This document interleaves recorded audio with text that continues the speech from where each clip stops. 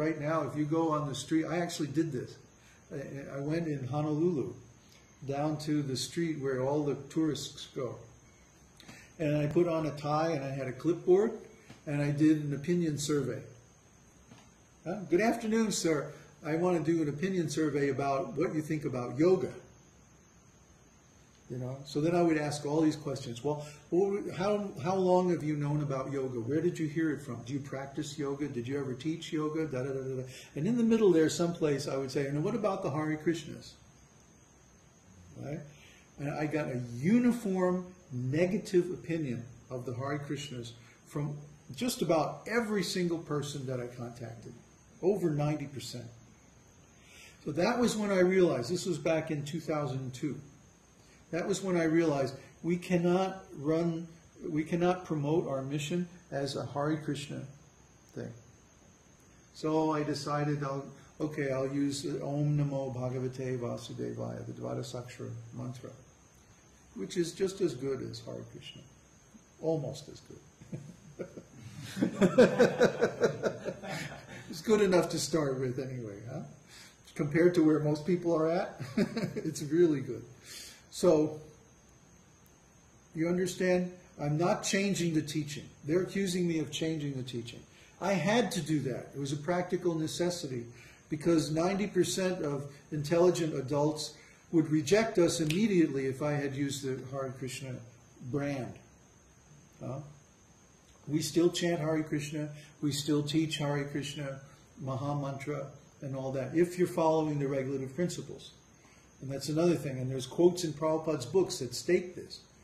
If you're not following the regulative principles, if you're not educated in this esoteric teaching of the Vedas, don't chant the Hare Krishna mantra. Chant some other mantra that's less demanding of purity and so on. So we're teaching like that. We're following Prabhupada's teaching. But these other devotees don't want to recognize, therefore they're giving us so many problems.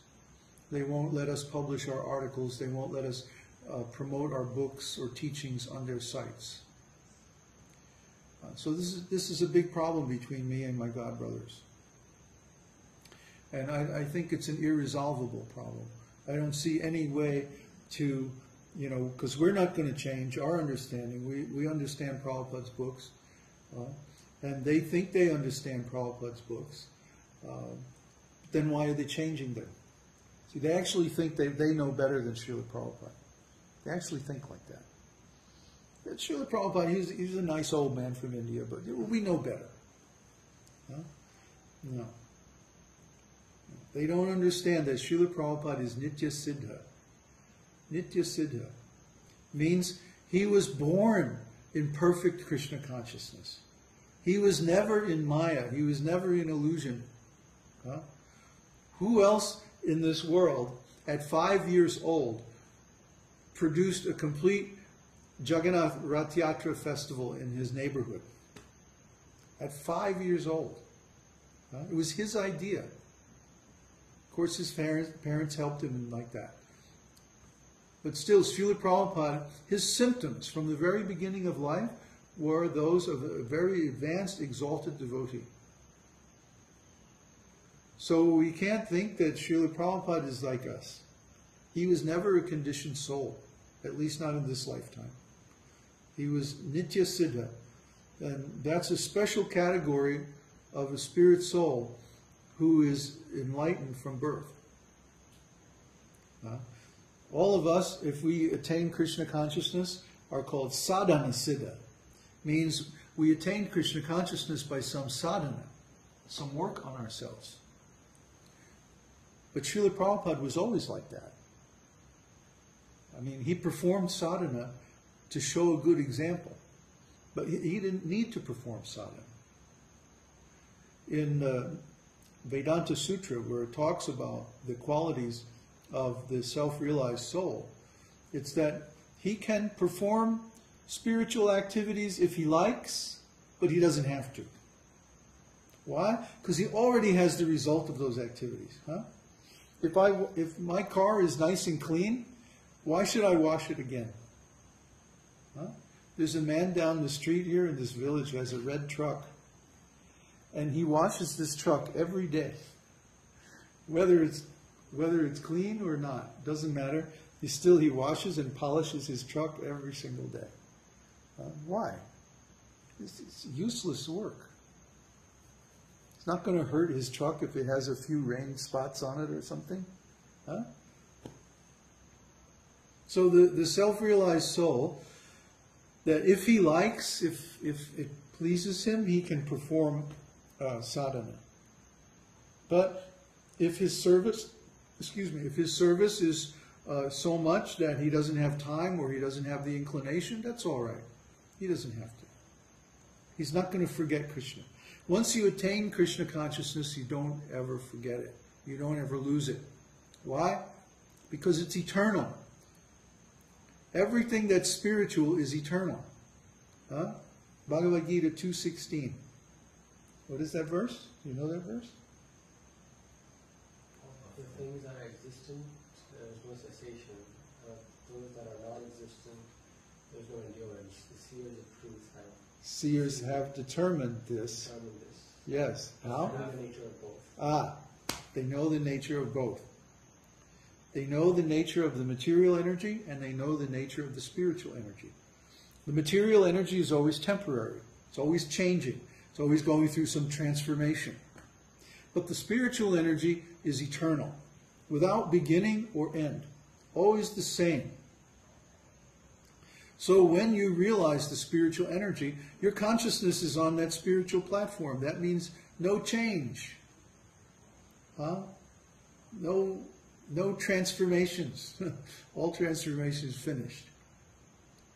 Because you have the ultimate transformation, which is back to the original consciousness. So Srila Prabhupada never had to perform any sadhana. He was always in exalted spiritual consciousness. He didn't have to go through any process to get that way. So when Srila Prabhupada sometimes joked, or sometimes was sarcastic, or sometimes to prove a point, he would do something like, one time the devotees were on the train in India. And it was like their first time in India. Yeah.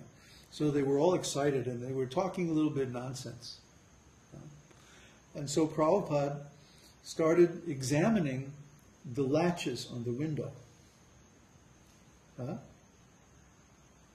then he began to talk to his devotee. Just see, this latch is so cleverly designed. You move it this way, and simply by the shape of this thing, then it catches on that, and it closes the window, and like that. And the devotees are all going like, what is this, you know? But Prabhupada was showing that every moment you should apply your intelligence to make advancement in Krishna consciousness. Don't sit and talk nonsense. Because if you don't have it, then your first priority should be to get it. Your first priority should be to do the sadhana and get the understanding, and then do the practice and get it. So he was showing, don't waste a moment, and be curious about how things work. Well, he was giving example by his own personal behavior. He did that a lot. The devotees didn't understand. They thought that he should always be giving precepts.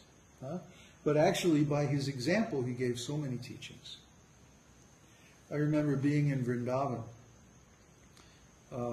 just a few months before Prabhupada left his body. And my service had been to arrange programs for Srila Prabhupada to go and preach every day, or 2 or 3 times a week, whenever he wanted. So I would go around to different villages and set up these programs. And then at some point, Srila Prabhupada got so sick that he stopped doing that. And I didn't have any service, so I came back to the temple. And every morning, Prabhupada would give Bhagavatam class. So I had some intuition that Prabhupada was close to leaving this world. Well, actually, his sister told me. And I was thinking, well, now He's about to leave this world, so he's finally going to give the secret, you know, the big secret, right? So he's giving class, and I'm there like, you know, oh, now he's going to talk about the advanced teachings, right? So what does he give class on? You're not your body. You are not this body. Bhagavad Gita 2:13. You know that verse? As the soul passes from childhood to youth to old age in this body, similarly the soul passes to another body at the time of death. The self-realized soul is not bewildered by this change. He gave class on that verse.